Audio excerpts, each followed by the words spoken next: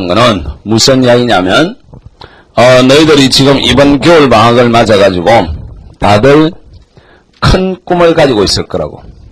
그 큰 꿈이 뭐냐면 고3 혁명을 꿈꾸고 있을 거라고. 그쵸? 여태까지는 공부 제대로 안 했단 말이야. 특히 이해찬 세대들 무럭무럭 잘 자라라. 한 가지만 잘하면 대학 갈 수 있다. 근데 지금 와서 보니까 그게 다 거짓말이잖아. 큰일 났다. 근데 올해 1년 열심히 해서 그래도 내가 가진 소망을 반드시 달성하겠다. 이런 생각을 하고 있을 건데 결론적인 이야기를 먼저 할게. 고3 혁명은 우리나라 40년 입시 역사상 한 번도 일어난 적이 없다. 절대로 고3에 와서 성적이 올라가서 자기가 원하는 대학을 갈 수 있는 가능성은 거의 없다는 거. 시작부터 무슨 촉치는 소리 하냐 하겠지만은 이걸 꼭 명심해야 돼요.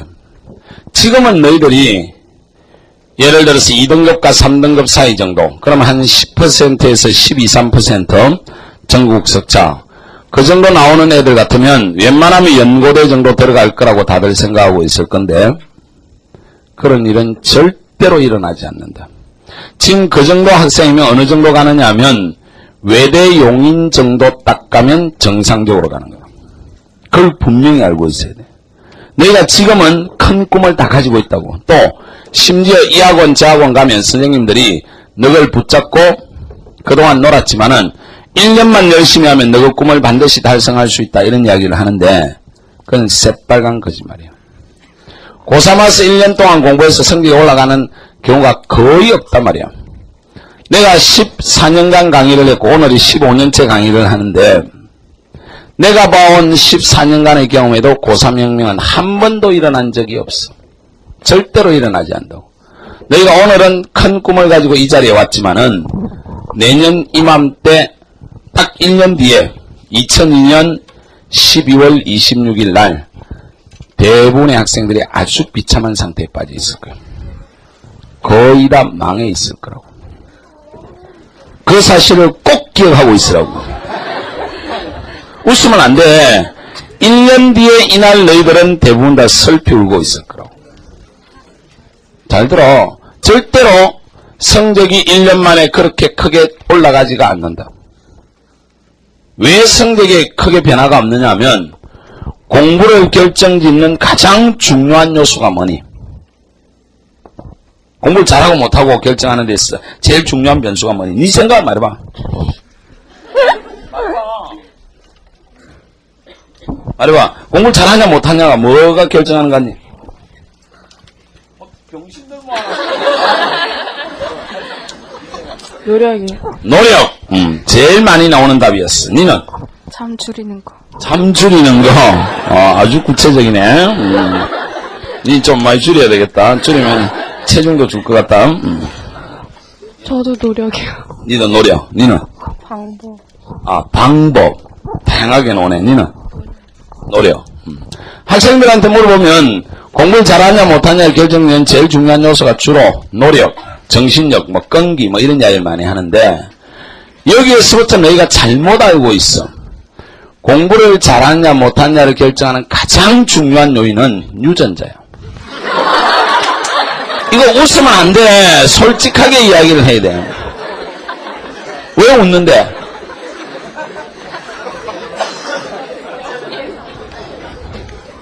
공부를 잘 들어. 공부를 잘 못하고를 결정하는 가장 중요한 변수는 유전자야. 80% 이상이 여기에 의해서 결정한다. 이런 면에서 우리 사람들은 솔직하지가 않다는 거야. 노력만 하면 잘할 수 있다. 이건 새빨간 거짓말이야. 아무리 노력해도 어떤 눈에는 절대로 안 된다. 어떤 눈에는 약간만 노력해도 엄청나게 잘하는 두뇌들이 있다. 이건 분명히 솔직하게 인정을 하고 가야 된다고. 근데 서구나 이렇게 발전한 나라들은 이 부분에 대해서 사실 객관적이라고. 그래서 학생을 쭉 교육시키면서 유전자가 공부 쪽으로 아닌 학생은 다른 쪽으로 일찍부터 사회적으로 유도를 해준다고. 그래서 자기 유전자에 맞게끔 행복하게 살 수 있는데 우리 사회는 안 되는 유전자들이 다들 공부하려고 하니까 이런 비극이 일어나는 거야. 이건 객관적으로 말해서 비극이야. 그렇지? 내가 14년간 봐온 것은 정말 공부에 있어서 중요한 것은 객관적으로 유전자다. 여기서 잘 생각을 해야 돼. 내가 유전자가 아니다 싶으면 빨리 공부를 포기하는 게 현명한 일이야. 여기에 대해서 솔직해야 된다는 이야기야. 주위에서 봐봐. 어떤 집안은 다 서울대야. 그런데 어떤 집안 식구는 사촌까지 모조리 다 관광버스 타고 다녀. 그렇잖아. 왜 이걸 인정하지 않는데? 이걸 인정하지 않고 조는 년이 한 년이 있다. 이거 시작부터 중요한 이야기라 그랬잖아. 내가 수업 시작하면서 이걸 왜 이야기하겠어? 너 눈 똑바로 안 떠? 뽑아버린다. 자, 요게 가장 중요하기 때문에 이런 결과가 잘 안 나온다는 거야. 그 다음에 이제 두 번째, 세 번째가 의지나 노력이나 이건 합쳐서 20% 이하라고. 이 사실을 너희들이 꼭 명심하고 있어요. 그렇기 때문에 고3혁명은 절대로 쉽게 일어나지 않는다. 고3혁명이 일어나지 않는 경우가 95% 이상은 일어나지 않는다. 95% 이상의 학생은 성적에 변화가 별로 없다. 공부를 안 해도 별로 안 떨어지고 해도 별로 안 올라간다니까. 그래서 이 겨울방학이 대체적으로 1년이 딱 지나고 나서 보면 가장 인생에 있어서 험한 순간이었다는 걸 알게 될 거예요. 그래서 잘 생각을 해보고 진짜 아니다 싶으면 포기하는 것이 현명할 수 있다. 저 인간 정말 오늘 시작부터 졸라게 열받네 뭐 이렇게 느끼는 학생이 있을 건데, 그러나 나는 정말 솔직하게 이야기해주고 싶다. 너희 주위에 값싼 동정이 너무나 많고 사교육이 이게 정말로 허망한 소비 지출 구조다 말이야. 괜히 안 써도 될 돈, 써봤자 말짱 흔들린 돈, 이거 엄청나게 쓰고 있단 말이야. 여기에 대해서 냉정하게 한번 반성을 해봐라 이 말이야. 그리고 이 이야기를 하는 것은 사실은 내가 95%의 불가능을 이야기하려고 하는 게 아니고, 정말 이야기하고 싶은 것은 아직 남아있는 5%의 기적에 대해서 이야기하고 있는. 이건 기적이야. 이건 혁명을 넘어서는 거라고. 5% 안에 들어갈 수 있는 이 기적, 아직 가능성은 5% 남아있단 말이야. 지금 입안에 이 앞에 몇 명 빼고는 다 나중에 설피울 거다 이 말이야. 그걸 분명히 기억을 꼭 하고 있어라 이런 이야기야. 빨리 들어와. 뭐니? 야! 문 열어봐. 저 새끼 늦게 오고 그냥 나가버리네. 그런데 이 이야기를 하는 거는 시작날 처음에 내가 이야기를 하는 것은 내 수업을 듣는 1년간에 한 2만 명 가까이 되는 수험생들이 사실은 이 5%의 기적 속에 반드시 들어가기를 갈망하는 마음으로 사실을 하는 거야. 그만큼 쉽지 않다라는 걸 꼭 기억하라는 거야. 그러면 5% 기적 안에 들어가려고 하면 어떻게 해야 되느냐? 근데 이거는 의외로 간단하기도 해요. 한마디로 딱 말하면 목숨만 딱 걸면 돼. 목숨을 걸지 않으면 너희는 절대로 변화가 일어나지 않는다는 거. 어차피 하려고 하면 이번 겨울에 목숨을 걸고 한번 딱 해봐라 이 말이에요. 보통의 각오를 가지고는 절대로 안 된다. 너희들 현재 보이는 이 썩은 눈빛 가지고는 절대로 기적이 일어나지 않아. 정말이야. 1년 내내 수업을 하면서 이런 이야기를 내가 끊임없이 한다고. 정말 안타깝다 이거. 왜 학원을 다니는지, 왜 대학 가려고 하는지 모르겠다 이 말이야. 다수의 학생들은. 그렇게 대충 노력해가지고 뭘 얻겠다는 거야. 그런데 듣기 좋은 이야기 해주면 와 한단 말이야. 여러분 내 강의만 잘 따라오면 여러분 성적은 분명히 올라갑니다. 자, 잘 따라해 봅시다. 이러면 막 좋다고 하는데 그 새빨간 거짓말이야. 학원 선생의 강의가 학생의 성적을 올리는데 최대한 끼칠 수 있는 영향력은 25% 이하야. 내 강의를 들으면 성적이 올라간다고? 그건 새빨간 거짓말이야. 내가 그런 말 한 적 한 번도 없어. 내 강의를 들어서 성적이 올라간다면 그러면 저 지방에 있는 애들, 시골에 있는 애들은 다 망해야 돼. 그렇지가 않잖아. 지방에도 아주 좋은 결과를 내는 학교도 상당히 있다고. 내가 고등학교 갈 때만 하더라도 내가 부산 동성고등학교를 나왔는데 지금에 비해서는 그 당시 성적이 엄청나게 좋았어. 지금 서울대가 4,500명 뽑는데 그 당시 우리는 3,300명 뽑았어. 우리가 서울대 갈 때. 지금 부산 동성고등학교가 1년에 뭐 서너 명밖에 서울대를 못 간대요. 근데 우리 동기들이 20명이나 갔어. 왜 20명이나 갔냐면 밤에 아예 학교에서 집에도 안 가고 여름방학 때는 합숙을 하면서 그렇게 공부를 했다고. 근데 우리 밑에 애들은 더 독한 새끼들이야. 아예 한 50명 정도가 학교에서 살았어. 근데 서울대학교를 45명이나 갔어. 45명이나. 지금 이런데 서울고등학교 이런데도 한 20명밖에 못 가. 지금 광주나 이런데 내려가면 지금도 그런 학교들이 있다니까. 좋은 선생의 강의를 듣냐 안 듣냐가 중요한 게 아니라니까. 내가 어떻게 하느냐에 달려있어. 너희들이 지금 막 와가 줄 서가지고 들어오고 막 이러고 있지 난리지. 이럴 때 나는 비참함을 느낀다고. 여기에 막 끼어 있으면 되는 줄 아는데 이건 착각이야, 착각. 중요한 거는 내가 얼마나 하느냐. 그것도 그냥 대충 하는 것이 아니라 정말 목숨을 걸고 해야만이 올해 1년간 너희들의 꿈을 달성할 수 있을 거다. 그렇지 않으면 반드시 실패할 거다. 다시 한번 이야기하지만은 내년 2002년 12월 26일 날 너희들은 정말 대부분 다 비참함에 빠져 있을 것이다. 이 말을 꼭 기억해라. 내가 이야기를 하는 것은 이렇게 목숨을 걸고 해서 엄청난 결과를 만들어낸 제자 한 명을 내가 오늘 이야기하고 싶어서 이야기를 하는 거야. 매년 겨울방학 첫 시간에는 내가 반드시 이 이야기를 한다고. 작년도 겨울방학 강의를 들었던 학생들이 내가 보니까 얼굴이 몇 명 보이는데 그때 한 이야기를 다시 하겠다. 그리고 메가스터디 인터넷에 들어가면 작년 겨울방학 강좌에 이 이야기를 그대로 하고 있어. 지금 목숨을 걸고 해서 정말 학생으로서는 제일 밑바닥 수준에서 현재는 우리 사회의 최고의 엘리트가 되어 있는 학생. 걔가 목숨을 걸고 공부하는 과정을 내가 소개하고 싶은 거예요. 그날이 언제였냐면 이날이 어쩌면 내가 이 일을 하게 된 계기야. 내 인생의 운명이 바뀌는 날이었는데 87년 3월 2일이야. 이날 내가 정확하게 기억하고 있어. 내가 이날 어떤 학생을 대학생 과외를 시작한 날이었어. 왜 내가 대학생 과외를 했냐면 내가 86년에 일찍 좀 결혼을 했어. 내가 26살 때 결혼했다고. 지금 여기 40이라 해놨는데 요거는 만으로 40이고 우리 나는 한 살이야. 또 저하고 막 계산해가 씨발 털리는데 이런 소리 하지 마. 자,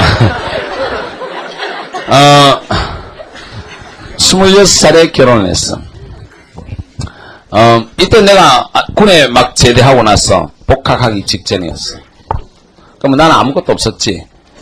가지고 있었던 것은 결혼식 하고 나서 부모님이 조금 준 돈하고 우리 마누라가 그때까지 중학교 음악 교사를 하고 있었는데 벌어놨던 조금 하고 그거밖에 없었어. 그렇게 한 9개월 살고 나니까 돈이 다 떨어졌어. 그래서 87년 2월 달에 2월 말쯤 돼 가는데 마누라가 집에 돈이 3,000원 남아있대. 우와, 이거 가장으로서 엄청난 위기야. 그래서 2월 말에 내가 뭘 했느냐면 커피 장사를 한 이틀 했어. 커피 장사, 어떤 커피 장사를 했냐면 그때 2월 말에 가면 대학교 졸업식이 있다고. 서울대학교하고 또 가까운 뭐 중앙대학교 이런데 커피 포트를 들고 다니면서 커피 장사를 했어. 한 이틀 하니까 한 그때 돈으로 3, 4만 원 벌었어. 3, 4만 원이면 한 일주일을 살 수가 있다고. 이제 일주일 뒤가 문제야. 그래서 이제 아는 분의 그 소개를 받아가지고 3월 2일부터 과외를 하기 시작했어. 그때 내가 과외를 했던 장소가 요 근처야. 요 밑에 내려가면 잠원역이라고 있지, 그지? 잠원역 바로 옆에 한신아파트야. 한신아파트 307동이야. 혹시 한신아파트 307동에서 온 학생 있으면 손 들어봐. 없냐? 요 바로 밑이니까. 거기에서 이제 과외를 시작했어.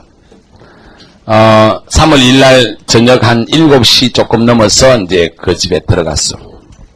그 아파트가 한 48평 정도 되는 아파트야.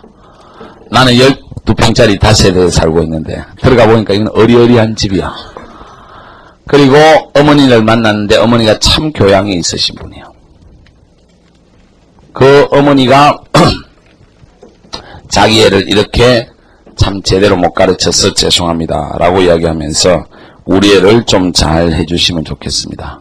자기는 이화여대를 나왔고 동창회 회장까지 했대. 그리고 아빠는 가톨릭 의대 나와가지고 소아과 의사야. 그럼 상당히 훌륭한 집안이야. 근데 애는 공부를 되게 못한대. 그래가지고 이제 자기가 제대로 못 키워서 참 죄송합니다. 잘 부탁합니다. 어머니가 상당히 교양 있게 이야기를 했어. 그래서 그 어머니의 이제 소개를 받고 커피 한 잔 마시고 걔 방에 들어갔어. 이제 걔 방에 들어가서 공부를 가르치러 들어갔는데 여기에서부터 내 운명과 지 운명이 바뀌기 시작한 거야. 방에 딱 들어갔는데 상이 하나 딱 펴져 있는데 얘가 대가리를 푹 쏘이고 있어. 선생님이 들어갔는데 얼굴도 안 되는 거야, 인연이. 그래서 뭐 억수로 자존심 상하는 거야. 아무리 내가 돈이 없는 대학생이라 하더라도 그래도 가르치러 들어왔는데 일어나서 인사는 못할 망정 대가리 쳐갖고 있으면 어떡해. 그래서 내가 상 앞에 딱 앉아가지고 야 얼굴 한번 들어봐라 임마. 내가 대학생이라고 했어 너. 그래도 네 가르치러 온 선생인데 이게 뭐하는 짓이야 하니까 계속 대가리 쳐받고 있더라고. 그래서 야 얼굴 들어봐라 말이야 하면서 내 이름을 이렇게 한자로 써주고 내가 지금 서울대 서양사학과 4학년 한 학기 남은 학생이야. 오늘 내가 네 가르치러 온 선생이잖아. 이러지 말고 얼마 얼굴 들어봐. 이러니까 앞에 탁 내미니까 쭉 보더만 얼굴 싹 드는 거야. 근데 그 얼굴을 드는 순간 내가 엄청난 충격에 빠졌다. 왜 엄청난 충격에 빠졌냐면 얘 인상이 엄청나게 찌그러져 있어. 온갖 스트레스와 번뇌가 다 들어가 있어. 그리고 막 안경도 이따만한 거 끼고 막 얼굴도 막 퉁퉁 불어가지고 막 키는 한 153cm 정도밖에 안 되는데 가로 세로 비슷하게 막 나중에 한 일이었지만 몸무게 한 60kg 정도 나갔어.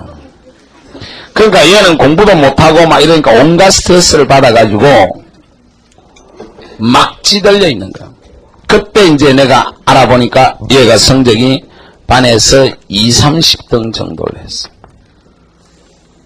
이 당시에 30등이면 4년제 대학이 아니라 전문대도 못 간다. 지금 너희는 1.2대1밖에 안 돼. 아주 너희는 진짜 대학 가기 좋은 애야 사실은. 원하는 대학을 가기가 어려운 거지 대학 가는 건 별로 안 어렵다고. 그런데 이때는 아예 6대1이야. 웬만하면 대학 다 떨어졌어. 이 정도면 전문대도 떨어질 정도야. 부모는 최고 엘리트인데 얘는 공부를 이렇게 못하는 거야. 이거는 유전자의 문제가 아니지. 사실은 학생의 관리나 이런 걸 잘 못했던 거죠. 그러니까 자기 스스로도 스트레스를 더 받는다고. 지금 이 지역 학생들이 공부에 대해서 어떤 면에서 지방학생보다 더 스트레스를 받게 돼 있어. 왜? 지방학생은 원래 부모가 별로 공부 못했으니까 뭐 내가 공부 못하는 거 별 내 문제가 아니야. 유전자 별로 안 좋으니까. 근데 잘 들어. 물론 지방학생이 이 말을 듣고 저 씹새끼 뭐 이렇게 생각하는지 모르겠지만은 근데 객관적으로 사실이야. 그런데 지금 인터넷으로 새끼야 찍고 있으니까 그러잖아 얼마. 근데 이 지역 학생들은 잘 들어. 사실은 스트레스를 많이 받게 돼 있어. 부모는 명문대 출신인데 자식이 아닌 경우가 꽤 있단 말이야. 따지고 보면 학생 자신의 문제점이 많다고. 얘도 그런 상황이야. 자기 부모는 정말 공부 잘했는데 나는 왜 이럴까? 또 나는 생긴 것까지 왜 이럴까? 그러니까 얘는 스트레스 많이 받으니까 계속 처먹기만 하고 막 뒤집어 자고 이래가지고 그런 상황에까지 이르는 거야. 잘 들어. 내가 그때 걔를 보고 받았던 충격이 너무나 심각한 충격이었어. 야, 얼굴이 이렇게 일그러질 수가 있을까? 뭔데 어린애가 저렇게 뭔가 한 맺힌 눈빛을 가지고 있을까? 그런 거였어. 그래서 내가 걔를 보는 순간 충격을 받아가지고 사실은 들고 있던 펜을 떨어뜨려 버렸어.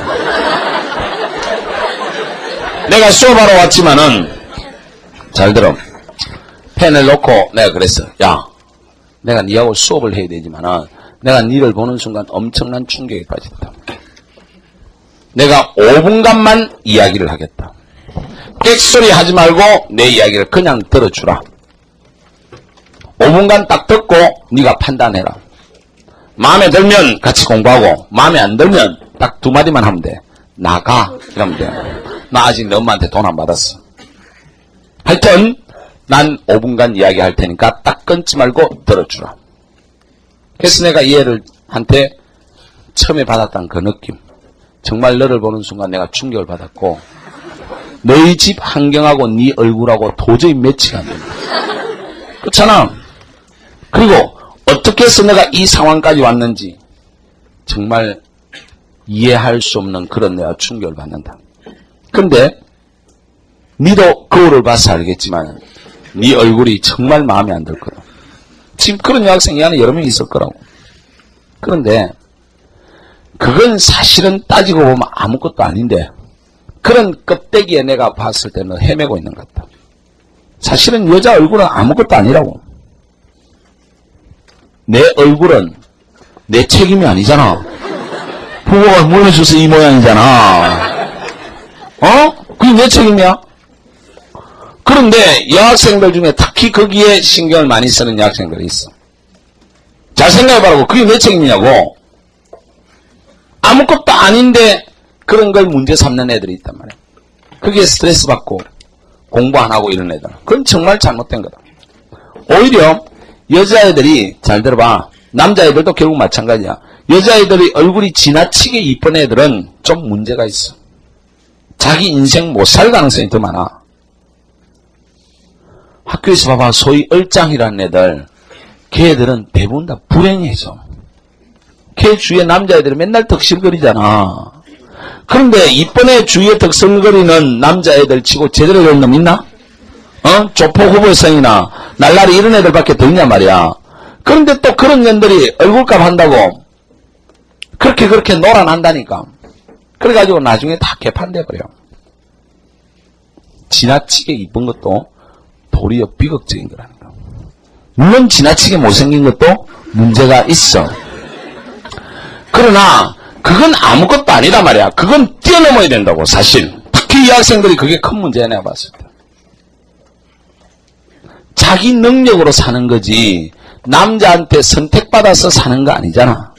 나는 여자가 시집 가서 살림 사는 거 제일 비극이라고 생각해. 우리 마누라도 그렇게 살지만은 사실 비극이야. 난 너희들이 그렇게 안 살기를 원한다고. 내가 내 여동생들한테도 그런다고. 시집 가지 마라 그런다고. 왜 시집 가서 남사 종되는데? 자기 능력을 가져야 된다고 생각해. 근데 내가 그랬어, 걔한테. 내가 보기에는 넌 네 얼굴에 별로 신경을 더 이상 쓸 필요가 없을 것 같다. 써봤자 나아질 거 별로 없으니까. 내가 그렇게 이야기를 했어. 그런데 역설적으로 너는 공부를 통해서 너 자신을 구원할 수 있을 것 같다. 공부 외에는 어떤 것도 너를 구원해 줄 수 없을 것 같다. 이게 유명한 말이야. 왜냐면 요즘에 언론에서 나를 많이 취재하는데 내가 기자들 만나면 꼭 이야기를 하는데 기자들이 그 말이 재미있는지 전부 다 꼭 써놨더라고. 공부 외에는 어떤 것도 너를 구원해 줄 수 없을 것 같다. 뭐에 해당되는 이야기야. 알겠어? 그러면서 내가 얘한테 무슨 이야기를 했냐면 잘 들어. 내가 너를 보는 순간 너희 집 환경하고 오늘 들어와서 딱 느꼈던 건데 너 이렇게 계속 살면 너는 인생이 창녀보다 못해질 것 같다라는 이야기를 했어. 사실 이럴 가능성이 있는 애들이 이 안에 여러 명 있다고.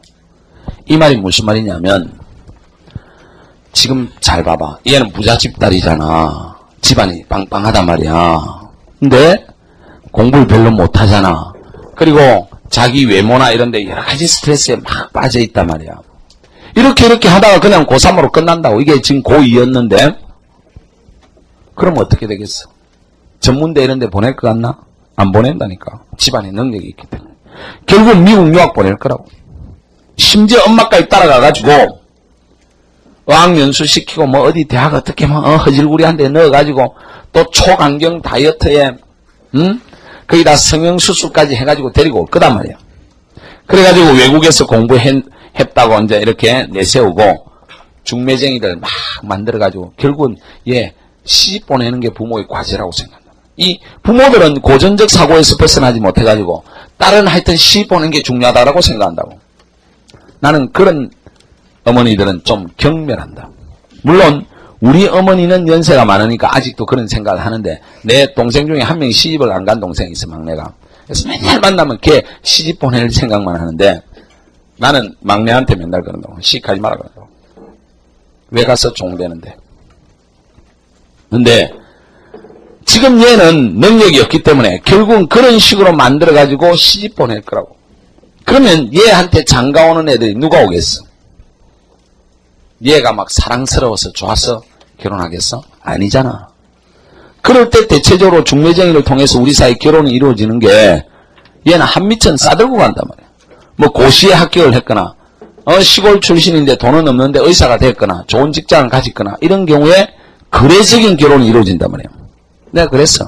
너 이렇게 하면 너 결혼하는데 10억은 싸들고 가야 된다. 집안채, 자동차, 온갖 거 다 하면 한 10억은 싸들고 가야 될 거야. 그러면 그 인생은 창녀보다 못하지. 왜? 그 집에 가서 애 낳아주고 살림 살아주고 파출부 역할하고 한 번씩 남편의 놀이개가 되고 그런 거 아니야. 남자가 좋아서 얘 데리고 살겠어? 돈 때문에 결혼한 거 아니야. 근데 창녀는 어떻니? 하룻밤 놀아주면 한 2, 30만 원에 화대를 받지만은 이거는 10억까지 갖다 바친 거야. 분명히 창녀보다 못한 거지. 그런 인생이 딱 내 눈앞에 보인다. 내가 그 이야기를 한 거야. 자, 내가 하고 싶은 이야기가 이거다. 그러니까 나는 이런 생각을 가지고 있는 사람이니까 내가 근본적으로 한번 바뀌었어. 어이, 너 어디 가니?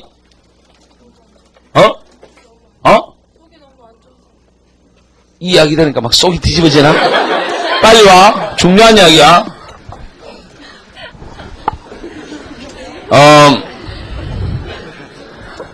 잘 들어.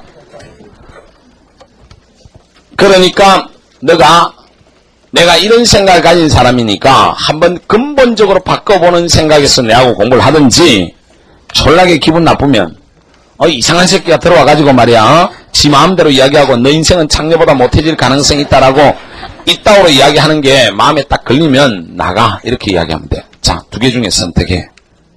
그러니까 이야기를 딱 끝나고 났으니까 얘가 어떻게 했냐면 펑펑 울더라고. 한 2, 3분 울더라고. 딱 울더만 눈물을 거치고 뭐라 하냐면 솔직하게 이야기해줘서 감사합니다 그러더라고. 사실 자기도 여기까지도 고민을 해봤대. 걔가. 자기 집안은 이렇게 좋은 집안인데 왜 내만 이 꼴일까? 자기는 공부를 하려고 해도 공부하려고 하면 막 가슴에 막 오히려 막 뭐랄까 막 한이 맺히는 것 같고 공부가 도저히 안 된대요. 그러다가 또 막 스트레스 받으면 뭐 나가서 먹고 그러다가 여기까지 왔다 이거. 그리고 또 한 번씩 아빠한테 야단 맞으면 다 뒤집어져 버려요. 그런데 여태까지 대부분의 과외 선생들은 들어와서 달래면서 몇 개 가르쳐주고 풀어봐라.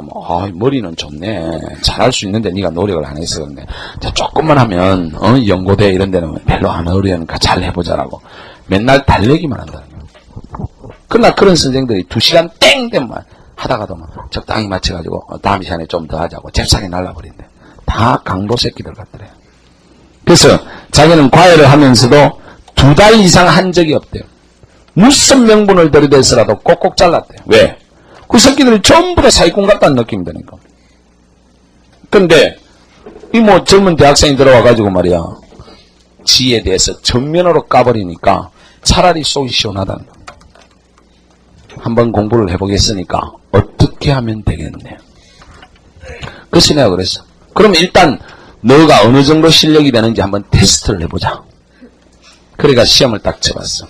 바로 시험을 쳐보니까 영어는 꽤 해.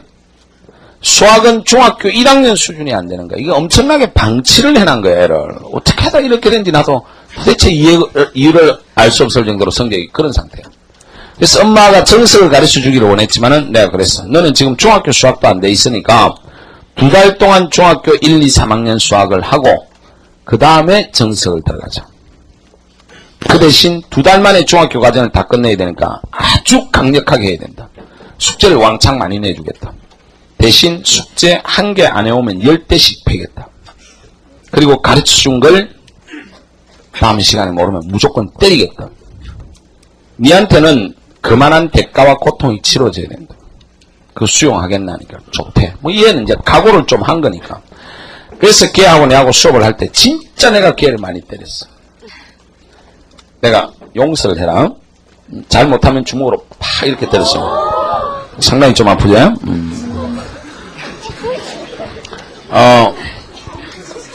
얘가 내한테 주먹으로 이렇게 몇 대를 맞았냐면 한 3,000대를 맞았어. 2년 동안.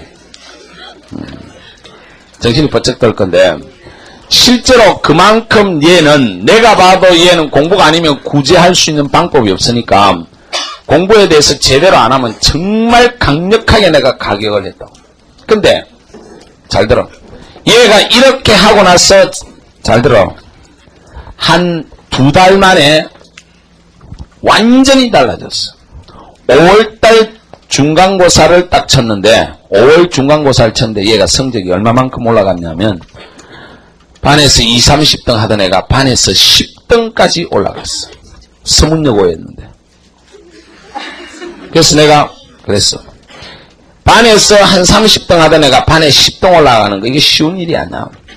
이 정도 딱 올라가길래 내가 이제 됐어. 넌 공부로 충분히 해결할 수 있을 것 같다. 내가 너희들한테 이야기하고 싶은 거 성적을 올리려고 하면 한 방에 비약적으로 올려야지 약간 대충 올리는 거는 그건 성적 올라간 거 아니다. 반에서 한 30등 하는 애들 반에서 25등 이런 거 성적 올라간 거 하나도 아니다 말이야. 우연히 25등으로 갈 수 있어. 그때 자기가 좀 공부한 게 나왔고 찍은 게 더 맞고 반에서 한 20등 올라가봤자 또 금방 내려가. 특히 중간 정도에 있는 애들이 정말 문제가 심각하네.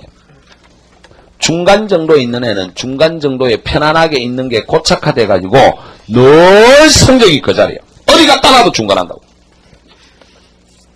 그렇게 해가지고는 결국은 수도권 안에 대학도 제대로 못 간단 말이야. 그런데도 지금 반에서 20, 30등 하는 것들이 서울 시내 괜찮은 대학을 꿈꾸고 앉아있단 말이야. 대전이나 경부선이나 호남선 타야 될 인간들이 이 정도의 학생들은 성적을 올리려고 하면 한 방에 이만큼 딱 올려야 돼. 그래야 뭔가 변화가 일어날 수 있어. 근데 얘가 요 2달 동안 보여주었던 게 2가지를 보여줬어. 이거와 연결시켜서 공부를 어떻게 하느냐 하는 걸 내가 말하겠는데 흔히 말하는 손선생 공부법 이야기해가지고 학부모들을 만나면 내가 이게 설명회 때 많이 이야기한다고 12월 4일 때도 이야기했고 아마 듣고 오셔가지고 너희들한테도 이야기했을 건데 공부가 4개의 과정을 통해서 가는데 여기서 이 기간 동안에 얘가 이걸 보여줬어. 공부는 엉덩이를 가지고 한다라는 걸 보여준다. 아주 중요한 이야기야. 나도 그때까지는 몰랐는데 나중에 이제 생각을 해보고 한 5년 뒤에 얘가 보여주고 진짜 공부를 제대로 해서 성적이 올린 애들이 보여준 공통점에서 내가 이걸 추출한 건데 공부는 머리를 가지고 하는 게 아니야. 공부는 뭘 가지고 하는 거냐면 엉덩이를 가지고 하는 거라고. 이것만 되면 고3 혁명이 일어날 수 있어. 사실. 근데 우리나라 수험생의 95%는 이게 안 된다. 공부는 뭘 가지고 한다? 엉덩이를 가지고 한다. 왜 웃는데? 엉덩이를 가지고 한다는 말이 무슨 말이냐면 한 자리에 앉으면 최소한 2시간은 꼼짝을 안 해야 돼. 오늘 이 순간부터 잘 들어. 오늘 이 순간부터 너희가 한 2주일 안에 이 단계에 도달하지 못하면 공부 포기하는 게 좋다. 딱 한 번 앉으면 그 자리에서 최소한 2시간은 꼼짝하지 않고 앉아있어요. 절대로 일어나서는 안 된다. 이게 제대로만 가면 5시간까지 앉아있을 수 있다. 얘가 요 기간에 자기 인생을 한번 바꿔봐야 되겠다. 공부에는 어떤 것도 자기를 구제해 줄 수 없다는 생각을 가지고 한 2주 지났을 때부터 한번 앉으면 최소한 3시간, 4시간은 꼼짝도 안 하는 거예요. 한 2주 지나니까 이 집에 내가 과외하러 가니까 이 엄마가 막 너무 좋아해. 우리 애가 너무나 달라졌다는 거예요. 얼굴빛이 달라진 거예요. 얘가 정말로 공부를 한대 이제. 한번 앉으면 3시간, 4시간을 절대로 꼼짝 안 하는데 저기 이 새끼 대가리 쳐박고 있는 개새끼! 야, 똑바로 안 앉아 너.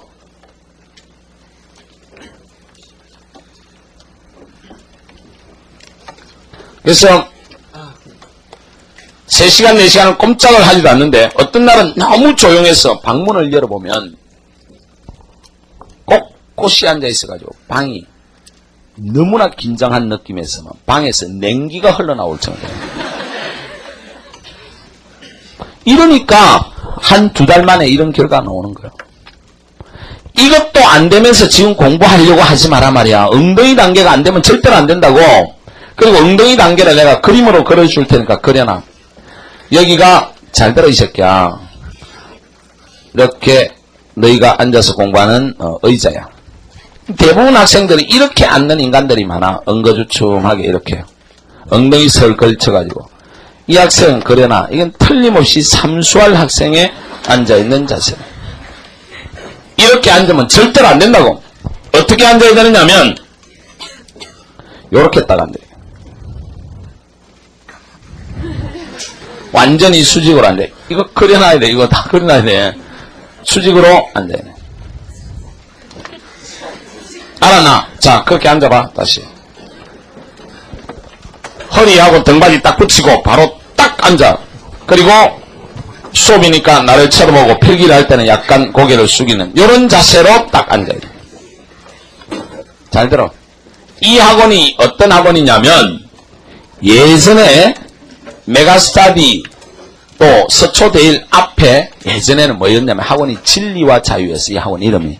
그때는 내가 대중 강의를 만 5년을 했는데 올해가 6년째 접어드는데 그 앞에 9년간은 아주 특이한 학원을 했다고. 내가 혼자서 전과목을 가르치는 학원을 했단 말이야. 그 시절이 더 유명한 시절이야 인마. 그럴 때 내가 양재동, 서초동, 그 다음에 여기 삼풍아파트 여기에서 이렇게 옮겨 다니면서 학원을 좀 했는데 맨 마지막에 이제 여기서 한 3년을 했어. 그때 이 학원 이름이 진리와 자유였는데 그때는 학생들을 어떻게 가르치던 시절이냐면 마치 얘 가르치듯이 가르치는 거야. 학원을 하면서. 그러니까 저녁 6시부터 새벽 2시 반까지 매일 해. 주말은 오후 1시부터 새벽 1시까지. 그러니까 하루 한 9시간씩 12시간씩 하는 거야. 일주일 내내 하루만 빼고 와야 돼 학원을. 그러니까 이 학원 얘는 어떤 것도 하면 안 돼. 그렇잖아. 저녁 6시부터 8시 반까지니까 새벽 2시 반까지니까. 그러니까 학원을 들어오기가 쉽지가 않지. 한 선생한테 전 과목을 배워야 되지. 이 학원 내에는 어떤 것도 할 수 없지. 그러니까 엄청난 모험을 해야 되잖아. 결단을 하고 들어와야 된다고. 근데 또 들어오면 코스가 간단하지가 않아요. 내가 2주간은 수업에 못 들어오게 해요. 2주간은 엉덩이 단계다 해서 앉혀놓고 스스로 공부하게 해요. 딱 일주일 지나면 성공할 기미가 보이는 놈은 딱 벌써 자세가 나온 놈이 있어. 근데 일주일 지나면 완전히 풀리는 놈들이 나와. 그러면 어떻게 하느냐면 내가 여기에 묶고 여기에 묶고 여기에 세 군데 밧줄로 묶었어. 근데 이거는 내 동생들한테도 내가 실제로 과거에 이렇게 했다고 공부시킬 때. 지금 여기 메가스터디 인터넷 메가스터디 사장이 내 동생인데 연대 전자공학과 나와서 메가스터디 사장인데 얘가 고등학교 때 공부를 좀 잘 안 했어. 중학교 때까지 시골에서 전교 1등까지 하다가 갑자기 고등학교 들어가서 전교 300등을 하더라고. 이 새끼가 공부를 하나도 안 하는 거야. 내가 그래서 하도 열받아가지고 서울로 올라와, 해가. 여름방학 때 우리 하숙집에서 공부를 시켰어. 그러면서 내가 밖에 이제 좀 놀러 나가고 이럴 때는 3시간 동안 밧줄에 딱 묶어놓고 나가고. 공부하든지 말든지 네 알아서 해라. 나는 왜 이런 생각을 하느냐면 웬만한 사람이 공부를 잘할 수 있는 게 절대로 아니다.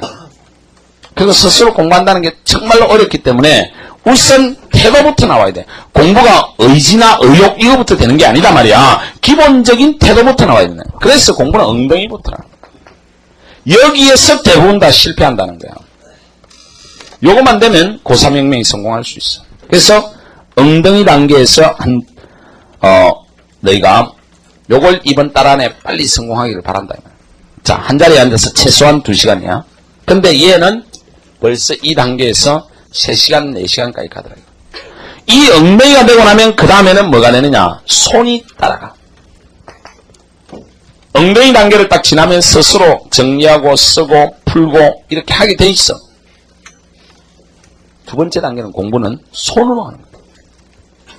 중요한 거 자기가 정리하고 수학 문제 스스로 풀어보고 틀린 거 스스로 오려가지고 오답 노트 만들고 이게 돼야 성적이 올라가지. 뭐 학원 다닌다고 성적 올라간다고 말도 안 되는 개소리야. 분명히 명심해야 돼. 엉덩이 손 단계. 이 단계만 되면 상위 5% 안에 들어갈 수 있어. 이 정도면 여학생 같으면 숙대 정도는 충분히 가. 2대 좀 낮은 과 정도까지. 그 다음에 남학생 같으면 한양대 중간 정도까지. 이 정도 가기가 그렇게 쉽지가 않잖아. 공부는 이 기본적인 행동의 단계가 더 중요하다. 이게 되고 나면 비로소 머리의 단계로 들어간다. 근데 우리나라 수험생들은 이게 안 된 상태에서 머리다 집어넣으니까 머리에 잠시 머물렀다 금방 다 빠져나가잖아. 알겠어? 그래서 이 단계가 공부에서 결정적인 단계야. 이것만 되면 밤에 머리가 제대로 돌아간다. 그래야 이제 좀 더 깊이 있게 이해하고 할 수 있는 수준까지 올라간다. 근데 공부는 머리를 가지고 하는 것은 아니야.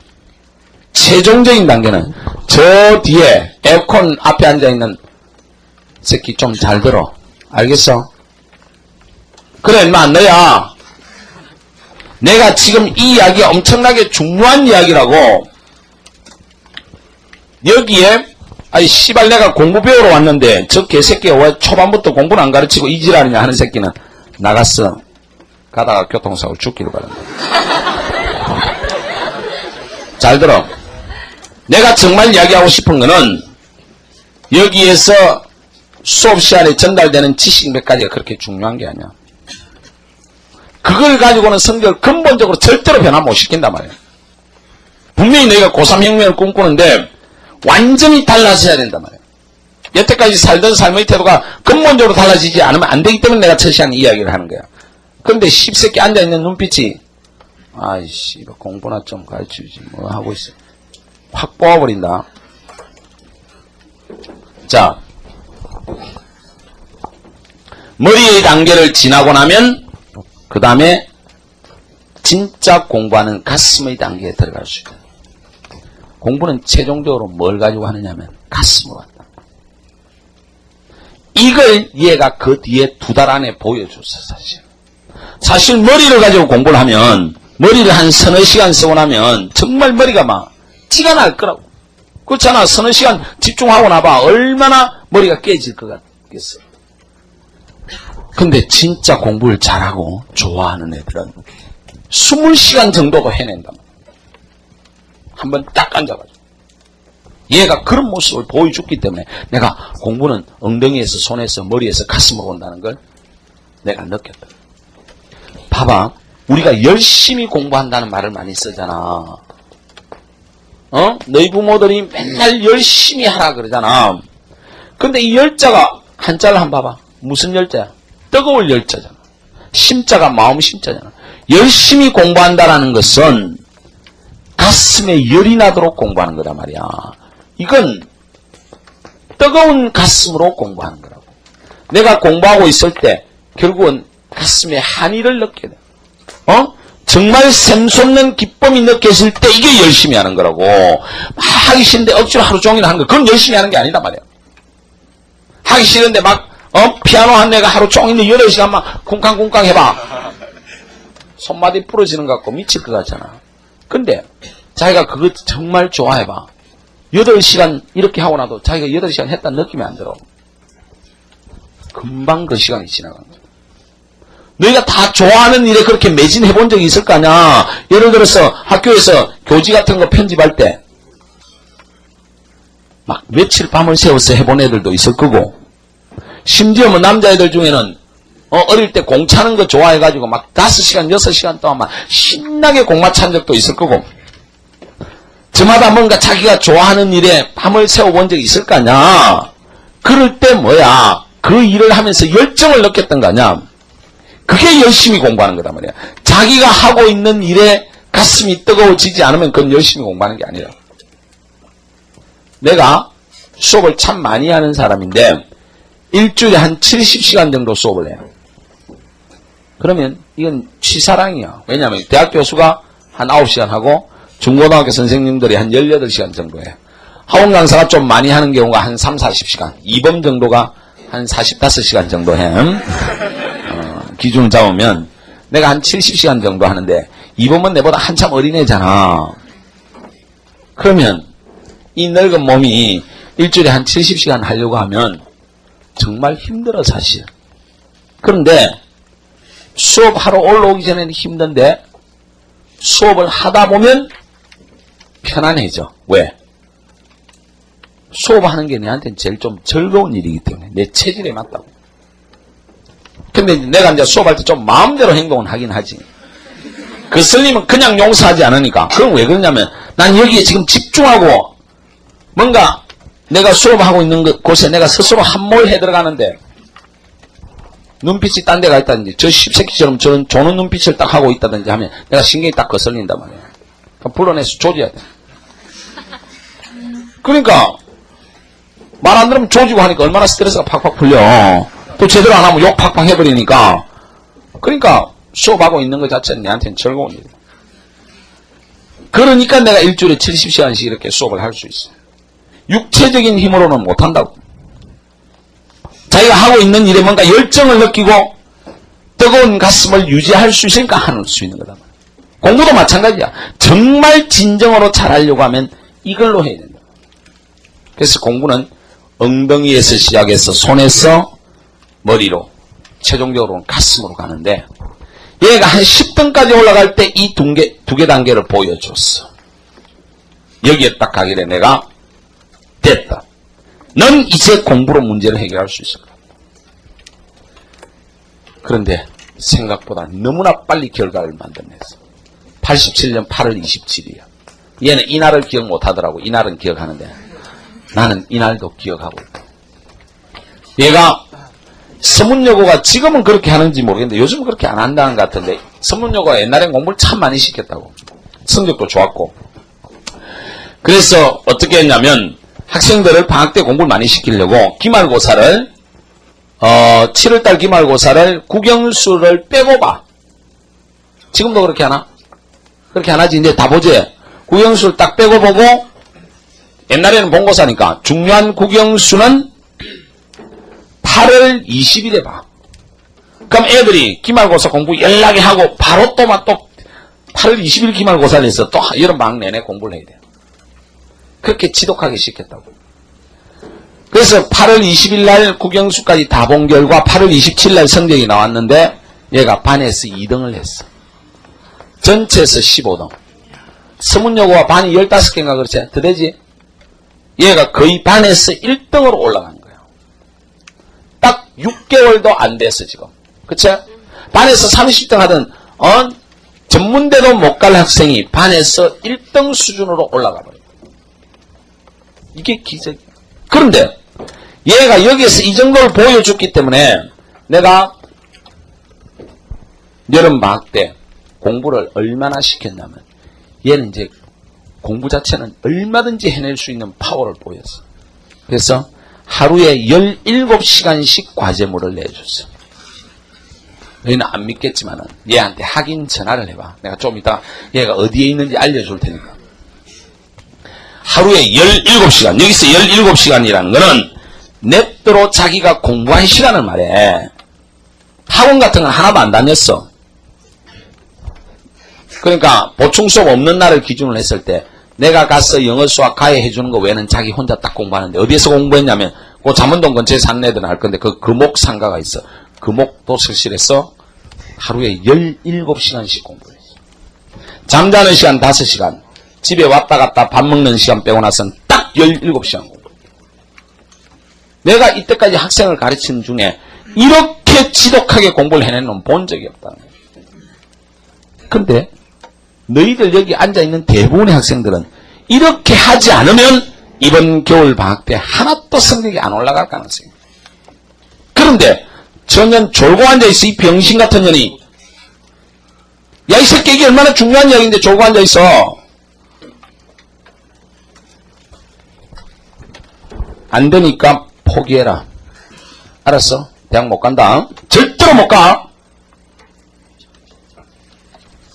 내가 분명히 이야기하는데 이번 겨울 방학 동안에 잘 들어. 하루에 순수하게 자기가 딱 엉덩이 붙이고 앉아서 집중해서 공부하는 시간이 7시간이 안 나오면 반드시 재수할 거다.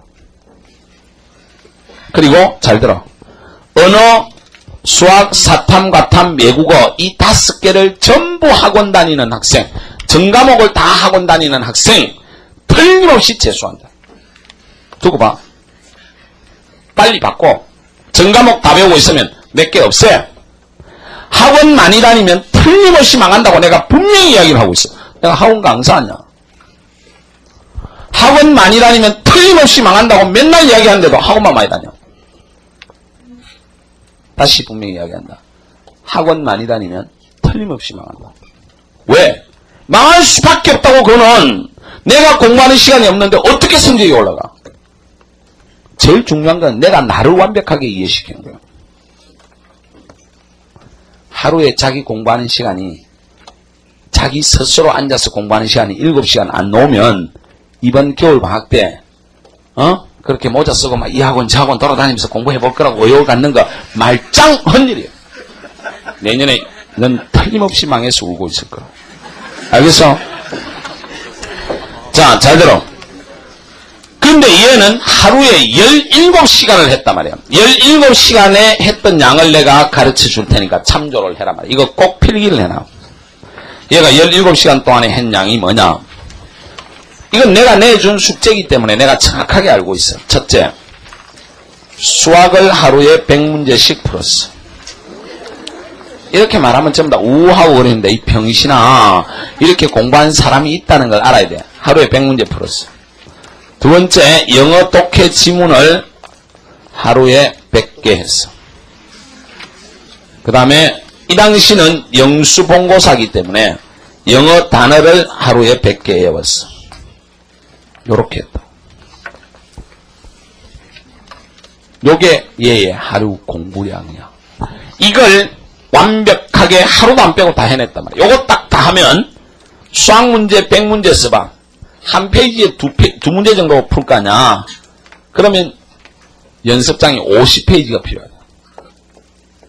그치? 영어 단어 외우고 치문하면서 단어 쓰고 정리하니까 하루에 너희가 쓰는 연습장이 한 권씩 딱딱 날라갔어. 얘 집에 가면 그때 썼던 연습장이 지금도 다 쌓여있어. 날짜와 함께. 그리고 모나미 볼펜 제일 싸구려 있지? 그게 하루에 한 자루 딱딱 날라갔어. 얘가 그러더라고. 내가 그때 대학생 때니까 얘는 고등학교 2학년 나이 차이가 별로 안 나잖아. 내보고 오빠 그랬는데 얘가 그랬어. 오빠, 내가 하루에 볼펜을 한 자루 쓰는데 볼펜 한 자루 쓰는데 걸리는 시간이 얼마인 줄 알아?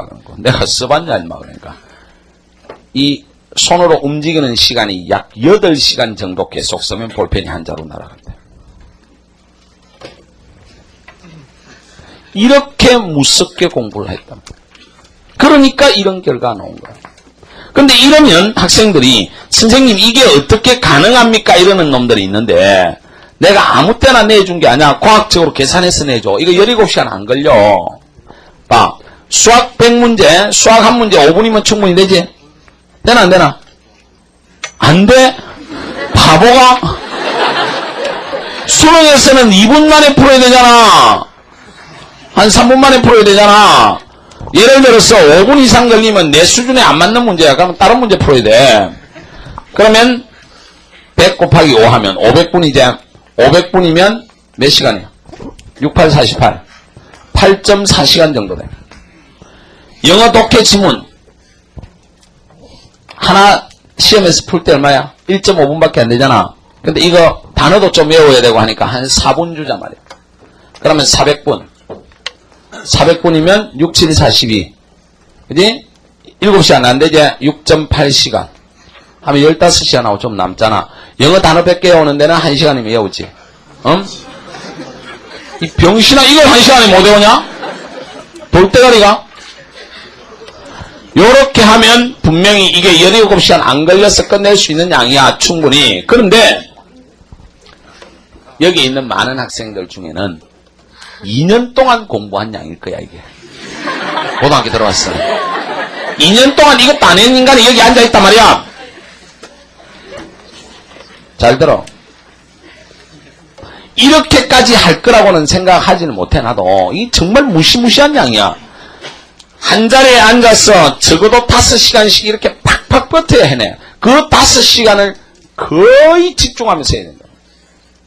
정말 무서운 양의 공부를 했지. 너가 이래놓고 한번 뜯어봐봐.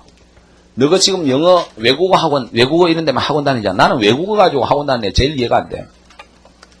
도대체 외국어에 왜 학원 다니냐 말이야. 야, 나와. 너 좀 나와. 일로 나오라고, 이 새끼야.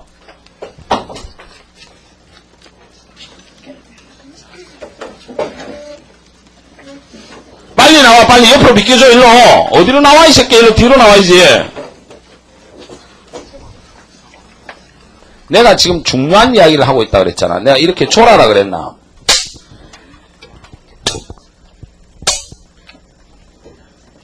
어? 이 새끼들이 정말로. 일로 와, 일로 와. 어느 학교야? 경문 몇 등급이야? 수능 모의고사 치면. 어?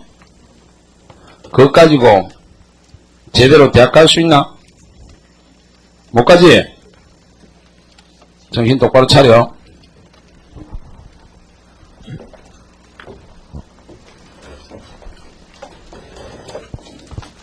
내가 지금 하는 이야기가 너희가 졸고 앉아 있어야 될 그런 상황이 아니야, 임마. 내가 왜 이야기를 하겠어? 다시 이야기하지만은 너희들이 지금 희망을 가지고 와 있는 이 꿈이 내년 이맘때면 반드시 망해 있기 때문에 난 그 모습을 안 보게 해주려고 이야기를 하는 거야. 겨울방학 때 허망한 꿈 꾸지 말라는 이야기, 공부 때리치우라 라는 이야기를 하고 싶은 게 아니라 이렇게 하라는 이야기야. 근데 이 양이 어떤 양이야 말이야. 영어 독해 지문 100개면 너희가 지금 다니는 학원을 한번 봐봐. 학원을 가지고 교재를 한번 꺼내봐. 영어 독해 지문이 100개도 안 들어있어. 그걸 3개월 동안 배워. 얘는 하루에 해결한 거단 말이야. 너희들 지금 수학책 학원 교재 꺼내봐. 책 한번 꺼내봐. 꺼내가지고 보면 공통 수학하면 한 300문제도 안 들어있어. 200문제 정도밖에 안 들어있어. 그러니까 또 3개월 동안 배워. 이틀 만에 끝낸 거야.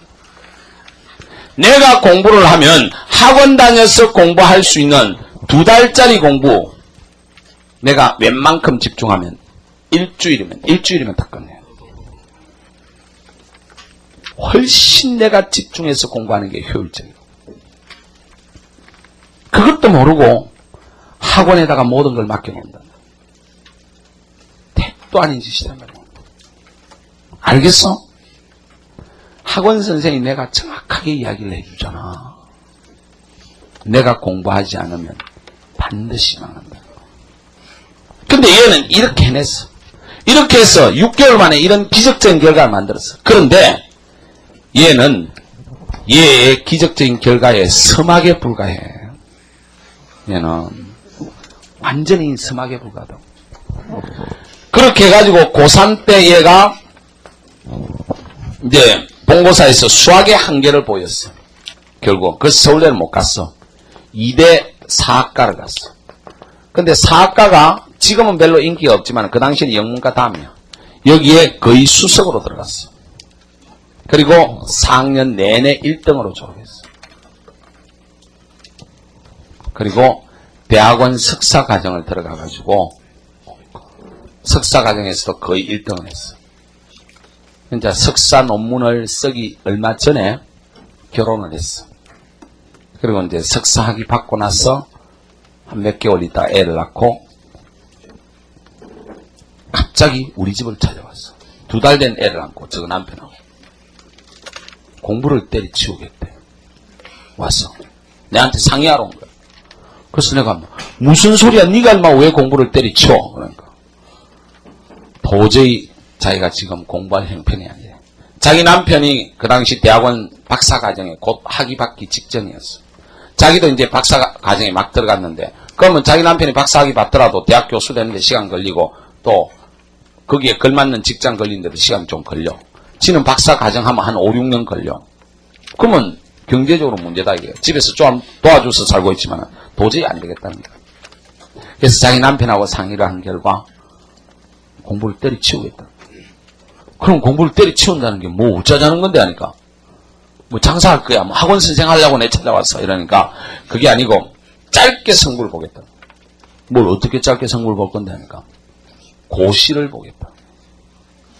얘 지금 사학한 애야. 석사 박사과정까지 들어간 애야 지금. 근데 무슨 뭐 법을 언제 공부했다고. 뭐 어쩌려고 하니까 행시 공부를 하겠대. 근데 행정고시 사법고시가 얼마나 어려운 시험이냐 하면 서울법대 입학생 중에서 나중에 행시나 사시나 외시 이 3대 고시 중에 1개 이상 붙는 학생이 전체 입학생의 30%밖에 안 된다. 서울법대 출신의 70%는 서울법대 들어갈 때는 천하를 얻은 것 같지만은 70%는 나고자로 끝난다. 그래서 일반 직장 들어가거나 아마 지금도 아직 고시 공부하고 있고 막 그래. 내 친구 중에 내 고등학교 동창 중에 내가 41살이지만 내가 나이가 1살 어려. 내 고등학교 동창은 42살인데 대부분 다. 이번 동창회 지난주에 동창회를 했는데 나가니까 42살인데 서울법대 나왔는데 아직까지 안 돼가. 근데 이 새끼 아직도 공부를 하고 있는 데서. 그래서 아직도 한대. 야, 너 지금 대가 무슨 뭐 대봤자 뭐 할 거라고 아직도 하냐. 할 게 없어서 사실 이제 나이가 뭐 딴 거 할 것도 없대요. 그래서 고시라는 게 확률도 별로 없고 서울법대 출신도 30%밖에 안 붙는데 예전에는 많이 붙었어. 요즘 워낙 치열하니까 30%밖에 안 붙고 잘 들어. 공부를 시작해가 합격하는 데까지 최소한 5년 정도 걸려. 얘 같은 경우는 지금 20년 공부하고 있잖아. 내 동기는. 한 5년은 최소한 걸린단 말이야. 근데 얘는 법하고 공부도 하나도 안 했는데 지금 이때 애 낳고 한 나이가 27인가 8인가 그랬어. 한 7, 8년 하면 말이 안 되잖아. 그런데 내가 그걸 객관적으로 알고 있는데도 얘한테 짧게 승부를 내려고 고시 공부를 하는데 어떻게 했냐 물었을 때 내가 뭐라고 답을 했냐면 해. 하면 넌 틀림없이 될 거야. 이렇게 이야기해버렸어. 그러니까 얘가 막 갑자기 화를 팍 내는 거야. 아니 오빠한테 상의하러 왔는데 하라니 그렇게 금방 될 것 같냐고 그러더라고. 야 임마 네가 누구야. 하루에 17시간씩 공부한 찬란한 가거가 있는 놈 아냐. 넌 고시하면 딱 맞아. 틀림없이 될 거야. 그래도 고시 공부하는데 몇 년이 걸리는데 그래. 넌 틀림없이 된다. 내가 볼 때는 금방 될 것 같다니까 해라.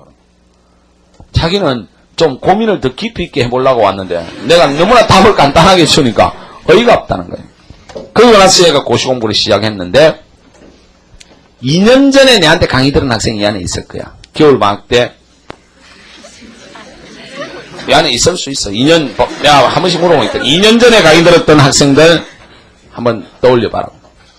그때 걔가 1차를 붙고 2차에서 첫 해 시작해가지고 한 6개월 만에 1차에 바로 합격해버렸어. 공부를 지독하게 하니까. 그리고 2차에서 떨어져 버렸어. 바로 한 번에 그렇게 1년 안에 붙는 경우는 거의 기적이 없어. 근데 겨울방학 개강하면서 내가 이해 이야기를 하면서 애들한테 약속을 했다고. 얘가 틀림없이 고시에 합격한다. 고시에 합격하지 않으면 내가 목을 떼주겠다고 했어. 목을 떼주겠다고 했어. 그게 2년 전 이야기야.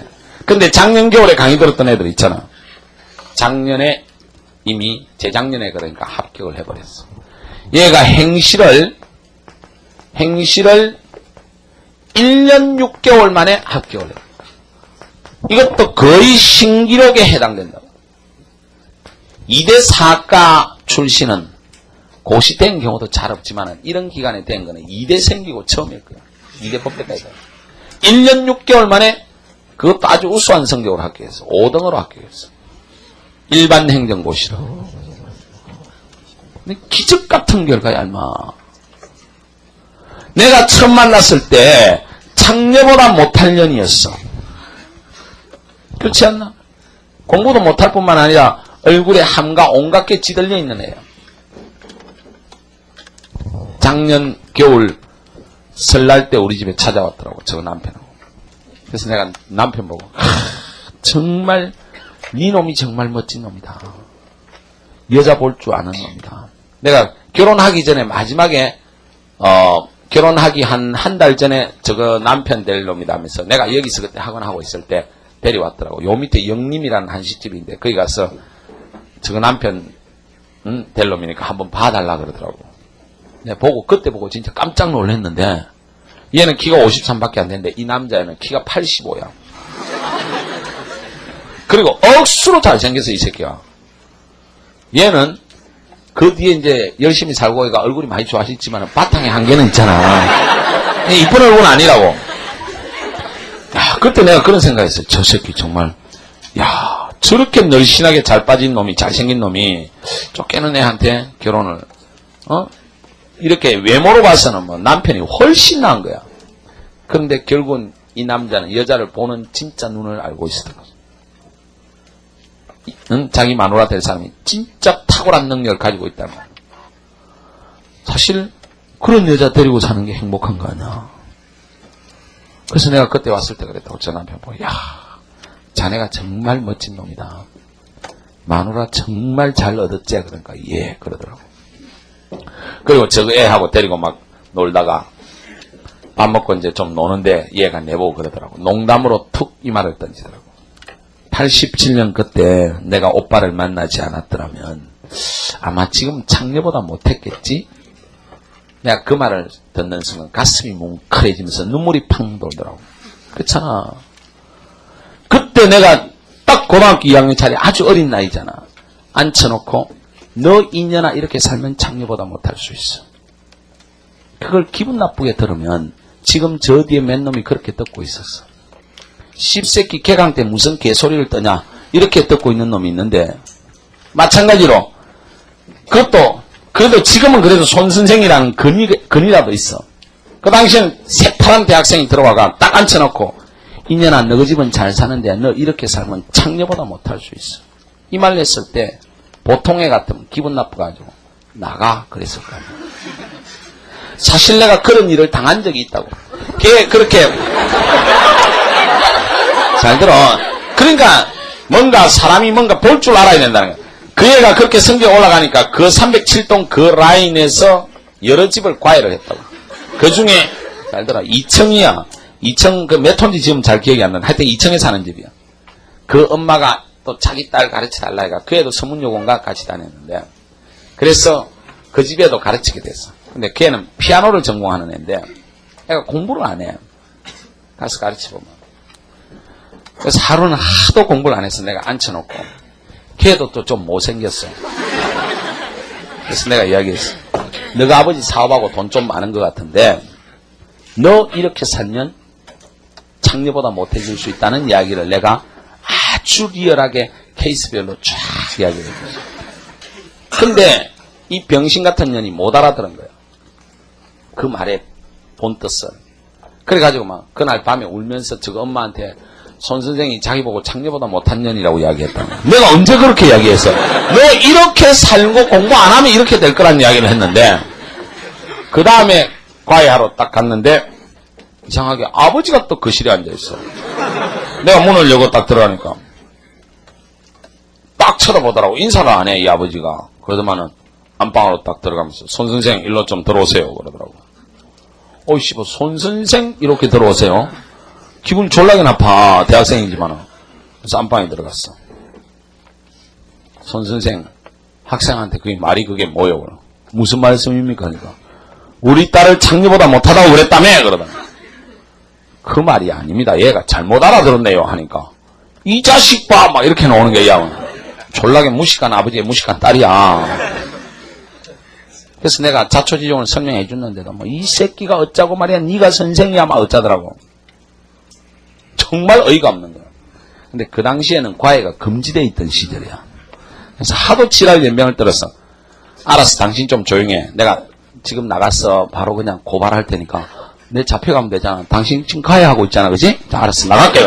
아이 선생님 왜 이럽니까? 이 거지 같은 인간이 졸라게 비굴한 인간이야. 그냥 내가 가서 고발할게. 내가 잡혀가도 대학생이니까 별 것 없으니까 당신 죽어봤다. 그러니까 무릎 꿇으면서 선생님 잘못했습니다.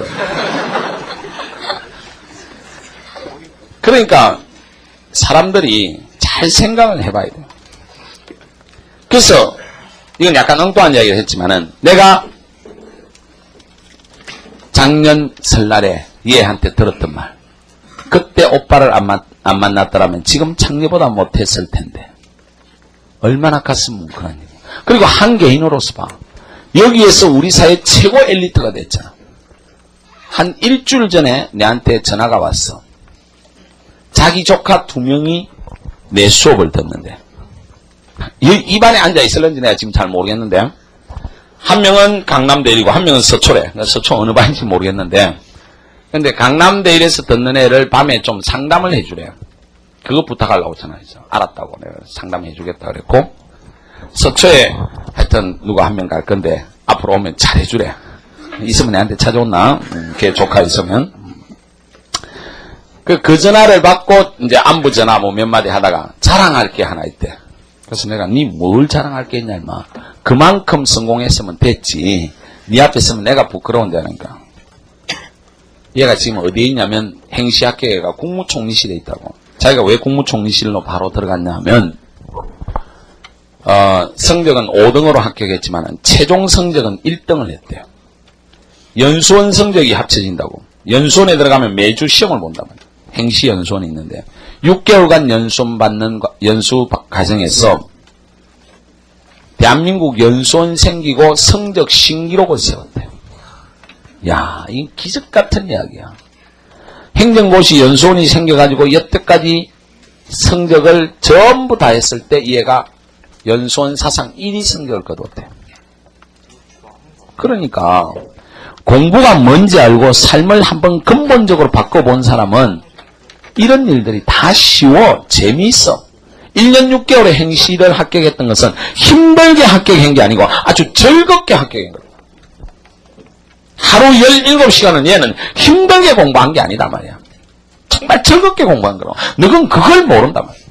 내가 일주일에 70시간 수업해도 난 안 힘들단 말이에요. 그걸 보통 사람은 절대로 모른다.